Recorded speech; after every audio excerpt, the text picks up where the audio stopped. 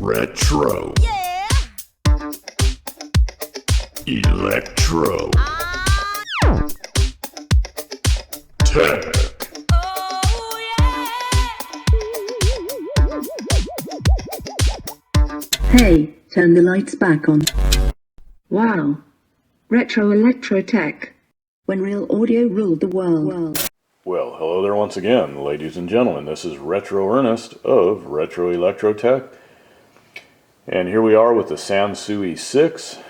And I'm about to wrap it up, so I'm just rolling some final footage on it. So I already performed a safe power-up. Everything went completely fine there. So I'm moving into setting the bias, and I already took a look at and adjusted the DC. Now, the DC on the speaker terminals was left channel about 70 something millivolts. Right channel was about 25 millivolts, right around there. So left channel was a little high. I dialed it down, no problem. And since I didn't roll footage on that, I'll go ahead and just point it out. Very, very simple, not a big deal. And then I'll get into setting the bias. And then from there, I'll get a signal in it, check a few things out. I'll do that on camera. And I'm going to conclude with getting this thing cleaned up, all the cosmetics cleaned up in a little bit more detail. I did some of that as I was going through doing some work, but I want to get this thing nice and shiny, about as much as I could before it leaves here. And that's about it. Of course, I'm going to do some audio testing in this video as well, as far as non-copywritten material, and go from there. So let's do it. Alright, so starting on the left side, you can see that my meter probes are hooked across the speaker terminals according to normal polarity, positive, negative. So anyways, I have the meter here set to DC millivolts, and you can see we're bouncing around at about 1 point something, 0 point whatever. It fluctuates back and forth, which is normal. They do that. So it's nice and low though, nonetheless. We want it as close to 0 volts DC as possible. So like I said, initially when I first clipped onto the left speaker, it was about 70 something millivolts. So it's nice and low now. Let's go ahead and check the right side real quick. Let me get around the camera here and do that. Swap these around, bear with me here. Okay, looking good.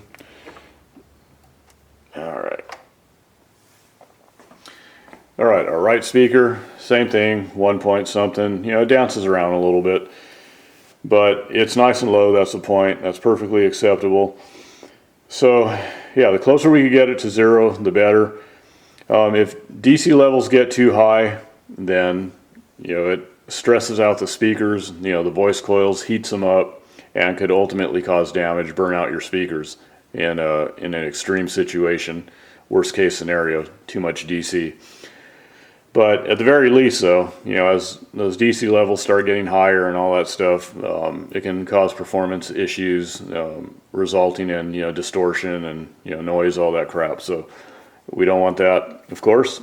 So let me go ahead and point out where the adjustments are. Okay, so we're looking at our amp boards or amp cards, whatever you want to call them. And these two VRs here, which VR stands for variable resistors, okay? This one, VR801, and VR801 over here are what you adjust, okay? And there's some little slots in there, and you rotate them around and adjust them. So most amps will have a similar setup as far as some trim pots, VRs, whatever, that you'll adjust to bring down your DC at your speaker terminals. Amplifiers that don't utilize VRs and all that, and they're just fixed, then that's when you have to look, if the DC is too high, that's when you have to look into the circuit itself, usually the, what do you call them, differential pair of transistors. So you'll want to check into that circuit and look at the supporting components of that circuit and see if anything is out of tolerance that's causing a problem, or the transistor pair themselves. They may be out of tolerance, it may not be functioning properly, you might have to change the transistors, and they have to be a matched pair. And VBE matching on those, which is your base emitter voltage, is the more important parameter, okay? And your gain matching on those transistors, yeah, that's a good thing, gain match, but VBE matching is a little bit more crucial. Anyways, yeah, these are your VRs here, so that's what you want to focus on when you're tweaking around on this unit here or on similar units that employ these VRs for your DC adjustment, your bias. These are, and by the way, I'm going to get into biasing right now. I haven't even set the bias on this unit, but these are the trim pots here that I'm going to be adjusting for bias if needed, if I need to adjust the bias. Okay, so around back, after removing the cover from these fuses, I'm going to be concentrating on these two here, okay? I'm going to pull them and then connect my meter probes across the fuse terminals here, okay? So you can do one at a time or both if you have 2 meters hooked up. Doesn't matter, but we're going to be looking at milliamps. All right, so let me go ahead and get to that. Oh, and by the way, I didn't mention, you can see I have the fuses pulled out. The bottom terminals of these fuses are the positive, and the top here are negative. And yet another thing I forgot to mention is this side over here is our left, and this side over here is our right. All right, so I'm all hooked up around back, and I pointed out where you need to hook up. So over here, as far as our left channel goes, and the unit's been warming up for a couple minutes, we're at almost 18 milliamps. And over here, right channel, 21 milliamps. And according to factory, we should be at 15 milliamps plus minus 3 milliamps. So I'm going to go ahead and tweak the VRs that I pointed out a moment ago. Alright, so I'm set to about 14 milliamps. Alright, so looking pretty good there. I'll monitor things for a little bit to see how things hold up there, but yeah, other than that, we're looking good. So let me go ahead and move on. Okay, now I have a 1 kilohertz tone fed into the auxiliary input. Signal's looking good. Both channels are symmetrical. I have both channels stacked on top of each other, as you can see when I rotate the balance control. Okay, so you can see both channels there. Alright, so looking good. Alright, let me get that set back to dead center. Alright, so yeah, we're looking pretty good as far as the amplitude of both channels. Pretty symmetrical, all things considered. So let me go ahead and initiate a sweep. Oh, and real quick, before I start the sweep, let me just go through the controls real quick. Like I said, I went through and did a multi-flush solvent cleaning. I was very thorough about it. So let me demonstrate that all the controls are working as they should, that they're not displaying any kind of noise, crackle, anything like that, or intermittent behavior. So I'm just going to go through the controls real fast.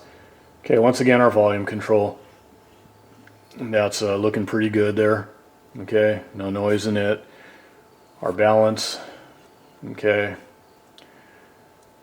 Everything's looking good there. Treble control. Alright, it's looking pretty good. No noise. Bass control. Here's our speaker select switch. I'm just going to go from off, from A to off. Okay.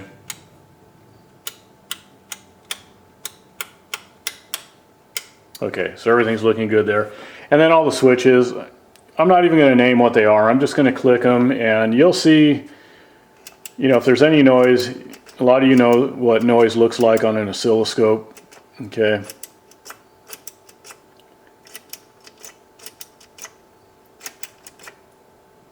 Okay.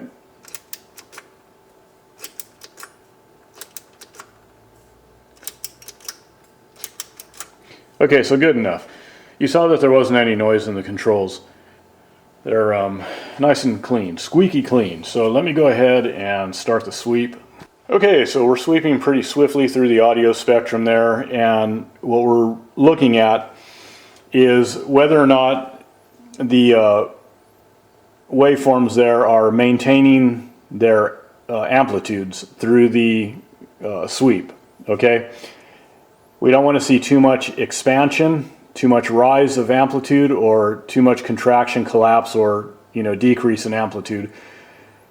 Ideally, if an amp is functioning as it should, it's a good design, everything is working okay, the amp should be behaving very linearly, and again, that amplitude should be nice and stable. Again, there shouldn't be too much rise or fall, expansion or contraction, and that's doing pretty good. It's pretty consistent. A little bit of breathing or expansion, contraction, just a tiny bit is okay, but it shouldn't be anything that's real noticeable, real exaggerated. Okay, so this is looking pretty good through the sweep. Okay, so let's see what this 28 watt per channel into 8 ohm amp can do. Let me go ahead and bring it up into clipping, and then we'll back it off just before it clips. Okay, there's clipping. Let's go ahead and back her off.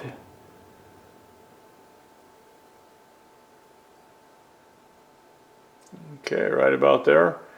And we're looking pretty good there at 40.5 watts per channel into 8 ohms. That's pretty good for a 28 watt per channel into 8 ohm unit. Nothing to whine about, although I'm sure there's somebody out there who could whine about that, but not this homeboy. So let me go ahead and move on. Okay, so now for a quick audio test. You can see I have the tuner pulled in. You can see the FM stereo light, so we have multiplex. Everything's looking good there. Let me just turn it up real quick. I don't want to deal with any of the copyright stuff. Individual healthcare coverage and Medicare coverage. With over 25 Okay, well, just some talking. But anyways, tuner's working just fine. Let me get some other music piped in. I'm going to start with the auxiliary input. I'm going to pop in a CD that has some YouTube music on it. So let me go ahead and do that. Okay, so I went ahead and centered the camera between the test speakers, this one up here, and then there's one in the dark, scary corner there. So even though it's not going to come across all that great in a video, I figured it might be a little bit better. So let me go ahead and start the CD that I have queued up that's piped into the auxiliary input.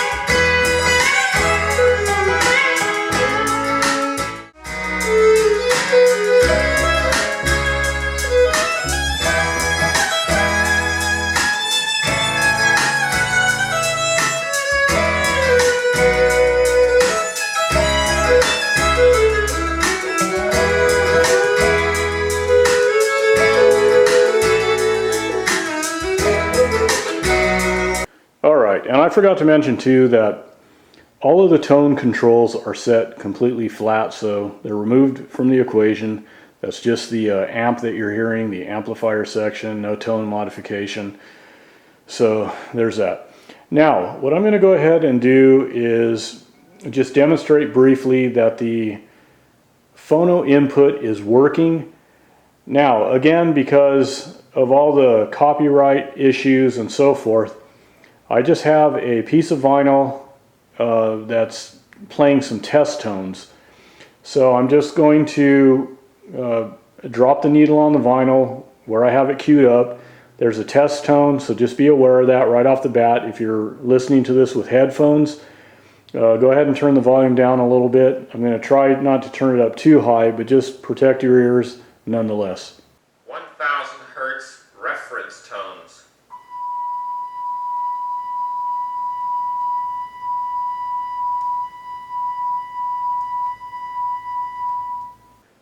right, so everything is working fine.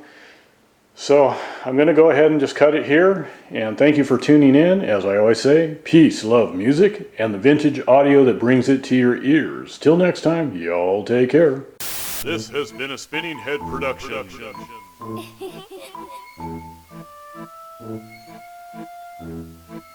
Hehehehe